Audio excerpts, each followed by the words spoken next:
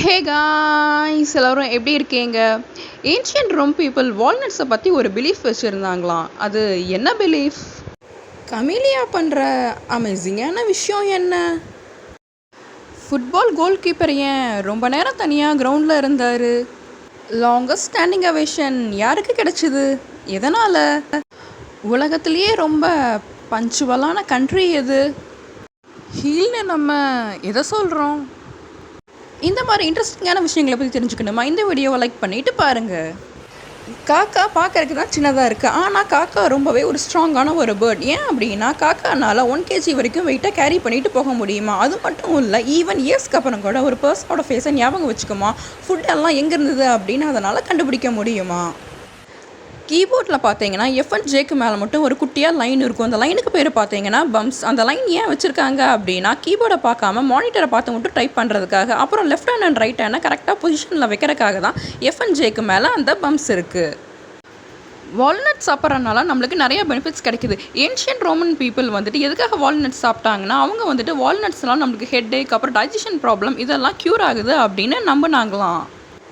1937 பார்த்தீங்கன்னா ஒரு football match நடந்திருக்கு. ஃபாக்னால அந்த மேட்ச் கேன்சல் ஆகிருக்கு. பட் அது தெரியாமல் ஒரு கோல் கீப்பர் வந்துட்டு 15 மினிட்ஸாக கிரவுண்ட்லேயே இருந்தார். இது வந்துட்டு ப்ராப்பர் நோட்டிஃபிகேஷன் இல்லாததுனால நடந்திருக்கு. பிரெட் ஸ்லைஸில் ஃபர்ஸ்ட் பீஸ் ஆஃப் பிரெட்டை வந்துட்டு ஹீல் அப்படி இல்லைன்னா க்ரஷ்ட் அப்படின்னு சொல்லுறோம். நிறைய பேர் பார்த்தீங்கன்னா ஃபர்ஸ்ட் ஸ்லைஸ் ஆஃப் பிரெட்டை சாப்பிட மாட்டாங்களா? இதுக்கு என்ன ரீசன்னா, அது பார்க்குறக்கு அவ்வளோ நல்லா இல்லை, அப்படி இல்லைன்னா டேஸ்ட் கம்மியாக இருக்குது அப்படிங்கிற ரீசனுக்காக. இருக்கிறதுலே லாங்கஸ்ட் ஸ்டாண்டிங் அவேஷன் யாருக்கு கிடச்சிருக்கு தெரியுமா? அது வேறு யாருக்கும் இல்லைங்க, நம்மளோட சார்லி சாப்ளினுக்கு தான். அவருக்கு பார்த்தீங்கன்னா 12 மினிட்ஸ் ஆஃப் ஸ்டாண்டிங் அவேஷன் கிடச்சிருக்கு. எப்போ அப்படின்னா 1972. அவ்வளோ சூப்பராக பர்ஃபார்ம் பண்ணியிருக்காரு. கமேலியன்ஸ்க்கு பார்த்தீங்கன்னா ஒரு அமேசிங்கான டேலண்ட் இருக்குது. அது என்ன அப்படின்னா ஒரே டைமில் அதோட கண்ணால் வெவ்வேறு டைரெக்ஷனில் அதனால் பார்க்க முடியுமா?